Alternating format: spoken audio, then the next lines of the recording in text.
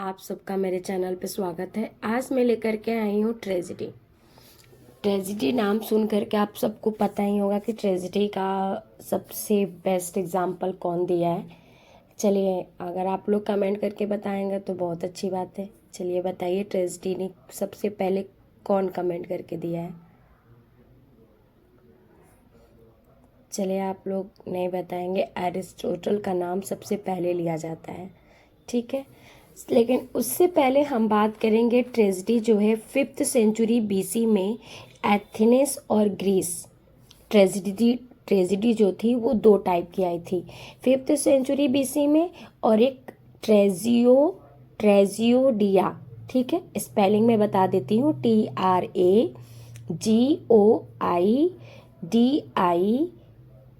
ठीक है।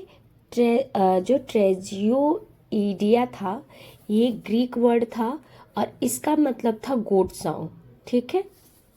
और 5th सेंचुरी में जो एथेंस और ग्रीस थे वो उस समय जो है ट्रेजिडी, उन लोग के टाइम ट्रेजिडी थी, ठीक है। अब हम ये समझ लेते हैं कि ग्रीक टाइम और ये एथेंस और ग्रीस के समय ट्रेजिडी होती कैसी थी। तो एक गॉड डायनासस करके ये एक फेस्टिवल होता था जिसमें केवल जो है मेल जेंडर जो है पार्टिसिपेट करते थे और इंजॉय करते थे। मतलब गोट सॉन्ग का मतलब क्या होता है, गा करके कोई भी चीज़, मतलब कोई जानवर उसमें गोट होते होंगे, आई थिंक, इतना नहीं बताया गया है। तो ये जो होता था, ये जो है उस टाइम, पुराने टाइम पे जो है गाया जाता था। हम अगर सिंपल अपने लैंग्वेज में बोले, ट्रेजिडी क्या है। Tragedy is a form of the drama that has a unhappy ending. मतलब एक ड्रामा का फॉर्म होता है और इसकी जो एंडिंग होती है वो अनहैप्पी होती है। और मैं आप सबको अपने तरीके से मैं डिफाइन कर सकती हूँ कि a genre in which a hero is a brought down by the human flaw, या फिर plot of the story follow the gradual descent from the greatest to destructions, या फिर टेरिबल या sorrowful events that befall a main character due to the greed या over ambitions या love या honour या loyalty. मतलब ये सारे मेन उसके क्वालिटीज़ होते हैं जो कि कैरेक्टर अगर करता है तो यहाँ पे ट्रेजिडी क्रिएट होती है।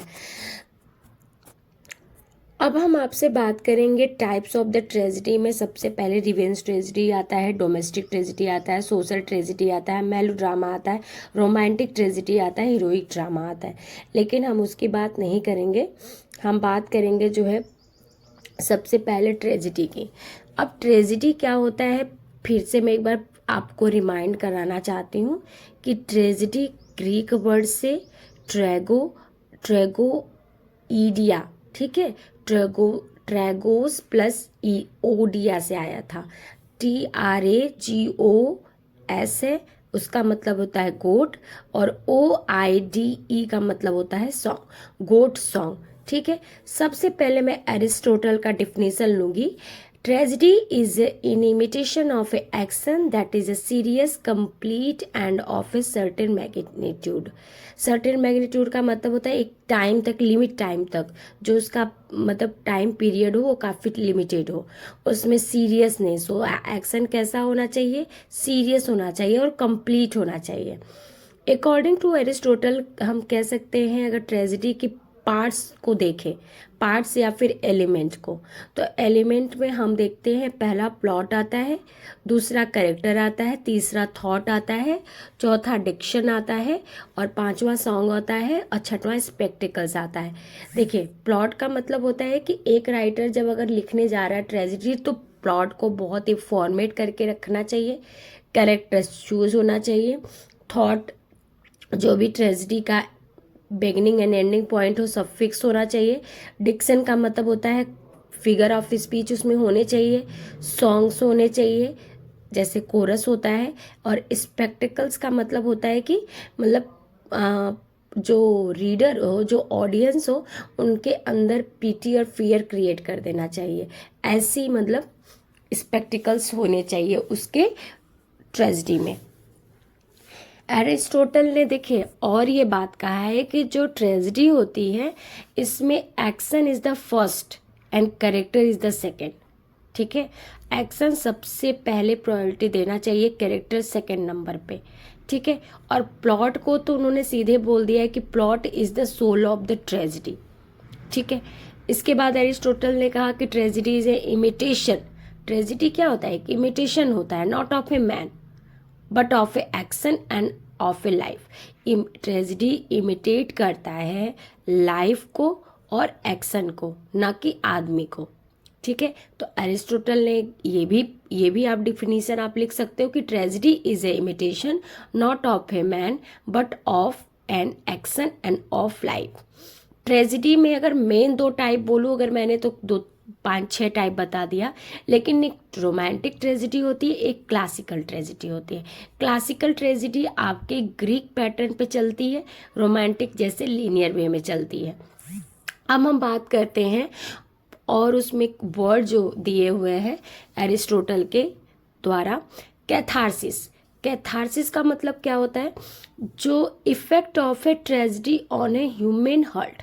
मतलब कैथारसिस का मतलब होता है कि पीटी एंड फियर। मतलब जो रीडर है अगर वो ट्रेजेडी पढ़ रहा है तो उसके ह्यूमन हार्ट पर, मतलब उसके दिल पर प्रभाव पड़ना चाहिए, मतलब उसके अंदर पीटी एंड फियर क्रिएट हो जाना चाहिए। ऐसी ट्रेजेडी होनी चाहिए, और ऐसी ट्रेजेडी अगर हो रही है तो उसको उस वर्ड को जो है कैथारसिस कहते हैं। मतलब कैथारसिस का मीनिंग हुआ effect of the tragedy on human heart. Hamartia. Hamartia क्या होता है? एक tragic flaw of the hero. Hero का क्या हो? ट्रेजिक फ्लॉ हो। अब ट्रेजिक फ्लॉ का मतलब होता है कि वीकनेस, मतलब हीरो के अंदर कुछ वीकनेस हो। और परपेसिया। परपेसिया अब आप लोग प्रोनाउंसिएशन कैसे करते हो मुझे नहीं पता, लेकिन इसका प्रोनाउंसिएशन होता है परपेसिया। स्पेलिंग है PERIPATIA। देखिए इंग्लिश में कुछ प्रोनाउंसिएशन बहुत ही अजीब होते हैं, उसको रॉन्ग नहीं माना जाता है। परपेसिया का मतलब क्या होता है? जो सडन चेंज होता है।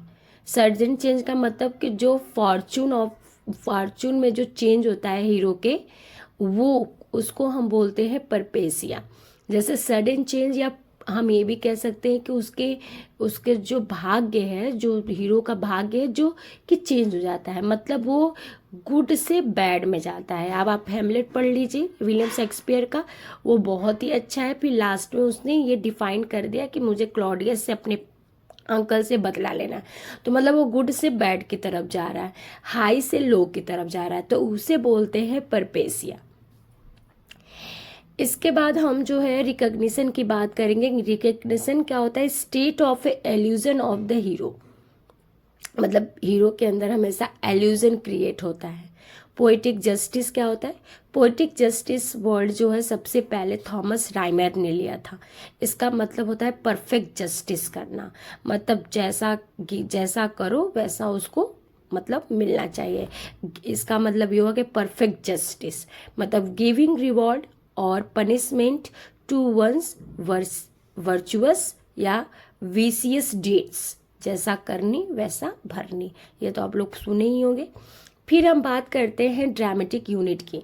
तो ड्रामेटिक यूनिट यहाँ पे 3 बताई गई, unity of time and place और एक्शन। ये तीनों को ध्यान में रख करके तभी जो है ट्रेजेडी लिखनी चाहिए। उसके बाद हम बात करेंगे ट्रेजेडी। सबसे फर्स्ट ट्रेजेडी अगर इंग्लिश लिटरेचर की बात करते हैं कि सबसे फर्स्ट ट्रेजेडी कौन से आई थी, तो वो गॉर्बडक आई थी। स्पेलिंग है GORBODUC, गॉर्बडक। ये इसको लिखने वाले जो थे उनका नाम था थॉमस सैकविल एंड नॉर्टन।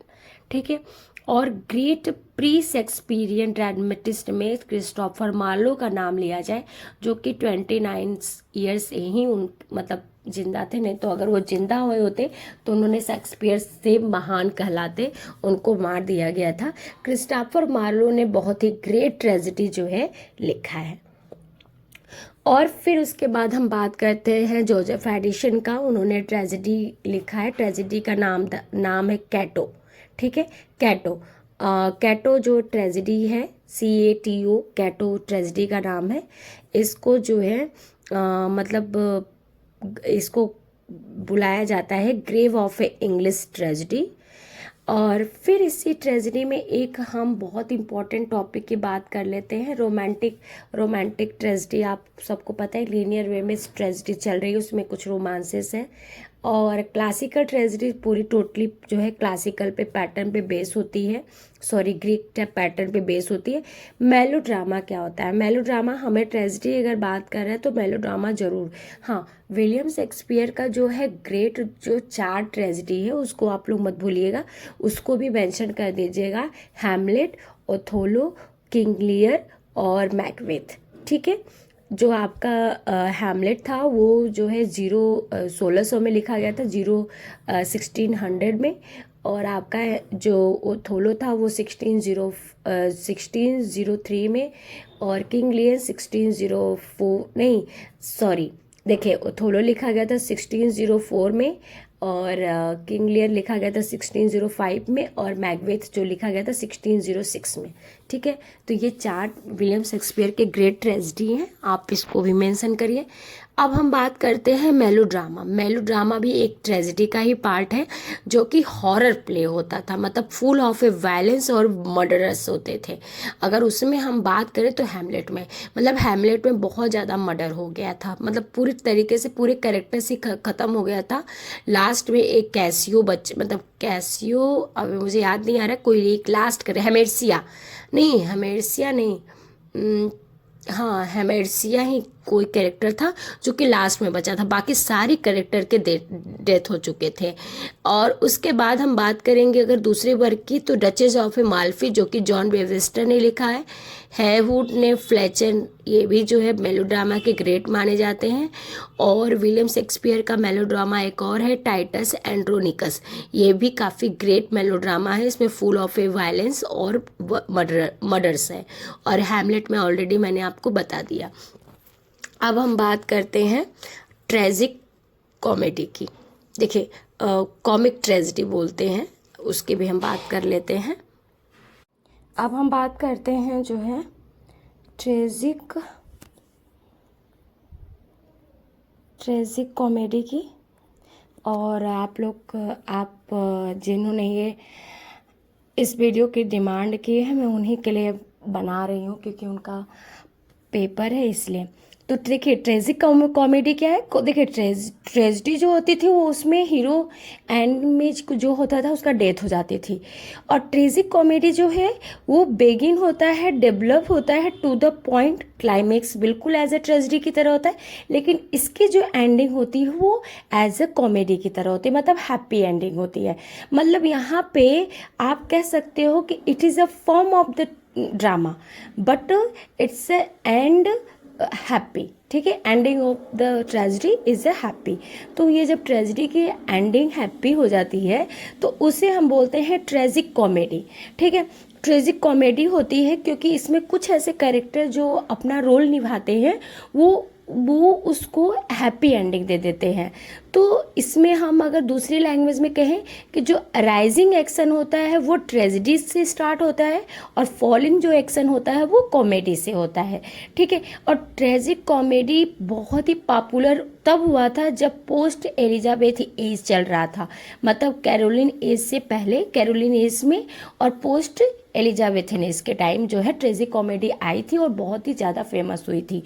और इसमें हम अगर नाम लेना चाहेंगे इम्पोर्टेंट वर्क जो है ट्रेजिक कॉमेडी में, तो सबसे पहले मर्चेंट ऑफ ए वेनिस, जिसमें पोर्सिया जो है वो वो क्या करती है, पूरी मतलब पूरी कहानी की स्टोरी की एंडिंग जो होती है वो बदल देती है, मतलब हैप्पी कर देती है।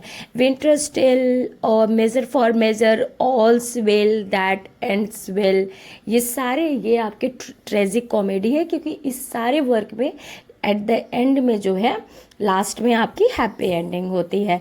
आप मूवी देखते हो, मूवी में अगर हीरो का डेथ हो जाता है तो फिर एकदम लोगों को बोरिंग लगता है, क्योंकि बहुत दुख होता है कि हीरो मर गया, मतलब वो अच्छाई पे वो होता है ना, अच्छाई पे सॉरी बुराई पे अच्छाई की जीत। तो जब हीरो लास्ट में मार मुर के सबको मतलब एकदम हैप्पी एंडिंग कर देता है, तो we are a very happy कि जो है हीरो फाइनली जीत गया।